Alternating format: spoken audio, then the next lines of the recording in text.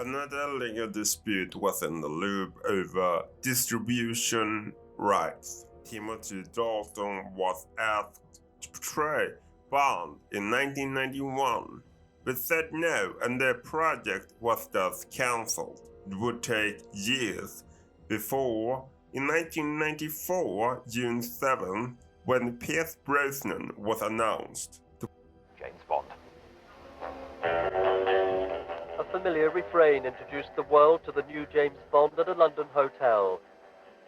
Pierce Brosnan promised to peel back the layers of Bond's character to see what lay within. The rain has stopped, the sun has come out, it's a bright new day, it's time to clean the slate and start again.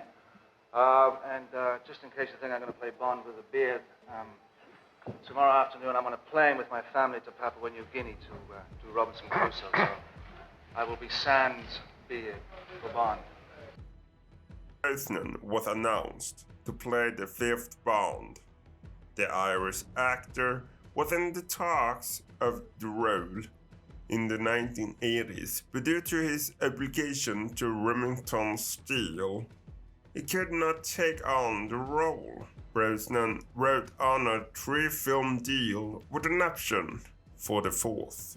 All of his movies were plenty successful. He appeared as the character 4 times and wanted to play him at least 2 times more. Brosnan said during the early millennia that the age issue that Moore had him dismiss the role after the fourth entry. GoldenEye from 1995 successfully grossed $350 million at the box office, making it the 4th highest grossing film that year, even the most successful in the series after Moonraker, of course after adjusting for inflation. GoldenEye, directed by Martha Campbell, was produced by Barbara Broccolii together with Michael G. Wilson. Albert R. Broccolii was involved as a consultant producer. The film was his final project before his death in 1996 at age 87. Bond fights against Sean Bean, who uses a satellite weapon in London to cause a financial meltdown. Bean in this film is an ex-MI6 agent who goes crazy. This was done after Cold War, creating a new line of stories for the spy. It took place in the United Kingdom, Russia, Monte Carlo, and Puerto Rico. This was the first entry in the series to use CGI. The film earned a BAFTA nomination for Best Visual Effects and Best Sound. The critics said that the Irish actor was a definitive improvement of his predecessor, meaning Roger Moore. Most of the stunt scenes between Pierce Brosnan and Sean Bean was done by themselves. Brosnan injured his hand in one of the scenes after the fall of Russian communism, which is used in the introduction, was threatened to boycott by Indian communist parties. The next film that was up for Brosnan was Tomorrow Never Dies, a spy film from 1997 and the 18th film overall in the film series. This time Michelle Yeoh is playing the Bond girl Wai Lin, the ally to James Bond. Jonathan Pryce plays Elliot Carver, the media mogul. He's the main antagonist of the story. Elliot Carver is the villain who tries to induce war between China and UK only to obtain global media coverage. The director of the film was Roger Spottiswoode. Jackie Chan stunt's double had to be called in as Michelle Yeoh used a full contact stunt fighting style as the stuntman didn't want to practice with her. She mastered the style in her Hong Kong action films.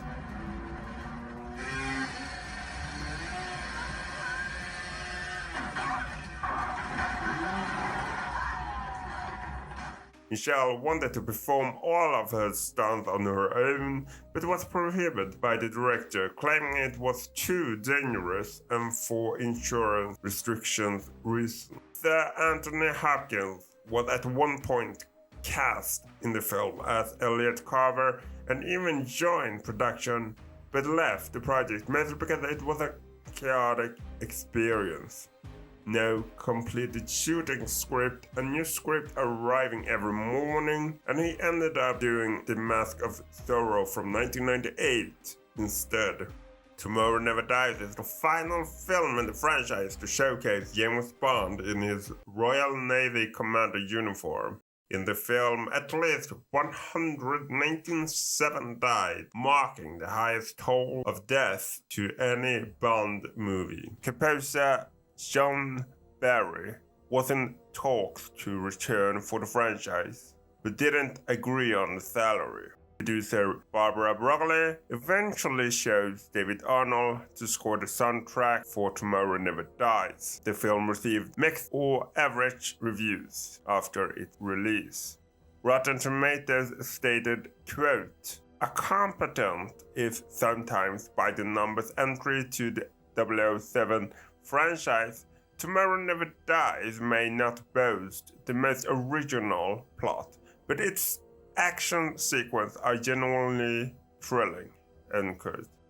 This was also the first film that was adapted into books, the first of 3 films written by novelist Raymond Benson. Benson, who published his James Bond books between 1997 and 2003. The World Is Not Enough from 1999 was the 3rd film with Pierce Brosnan. It was directed by Michael Apted and based on an original story from Neil Purvis, Robert Wade, and Bruce Fairstein. In the film, Electra King, played by Sophie Marceau, is kidnapped by villain Renard for ransom, played by Robert Carlyle. While Brosnan and Marceau received praise for their performance, Denise Richards' efforts in the film was a constant targeting criticism for the film.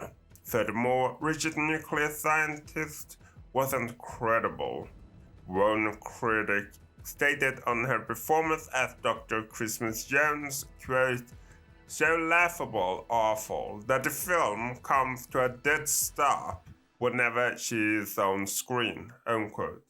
It received mixed reviews, and Denise Richards was ranked one of the worst Bond girls of all time by Entertainment Weekly in 2008.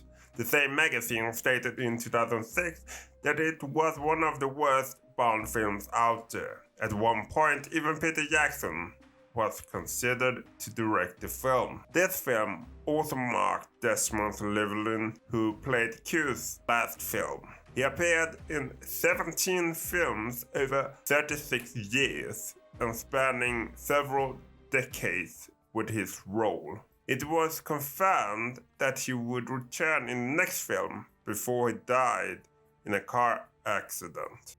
3 years later, Pierce Brosnan got wet with Halle Berry's Bond girl, who played the NSA agent Jinx, roughly based on Hugo Drax from Fleming's Moonraker. Even if it is regarded as an original story, the film copies from Moonraker, The Man with the Golden Gun, and Colonel Dunn. Like so many other installments with Pierce Brosnan in the murderous agent, it received mixed reviews. Some criticized Tamara's acting, the CGI, product placement, and the villain.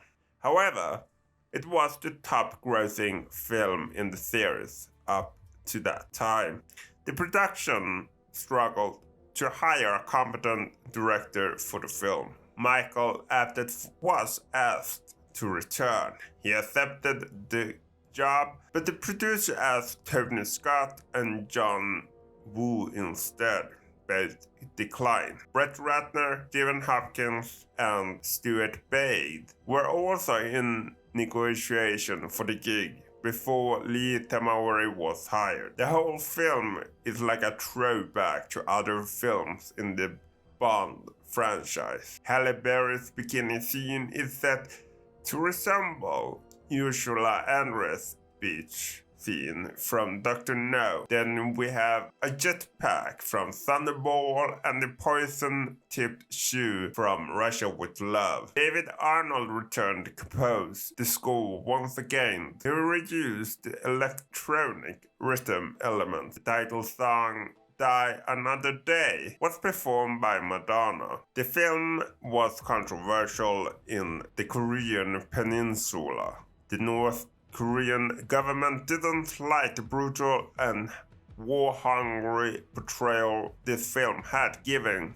of their state. The South Korean boycotted 145 theaters as they were offended by a scene with lovemaking close to a Buddha statue. It was even talked about a spin-off with Jinx in the lead in 2003 that would be an alternative to the main series.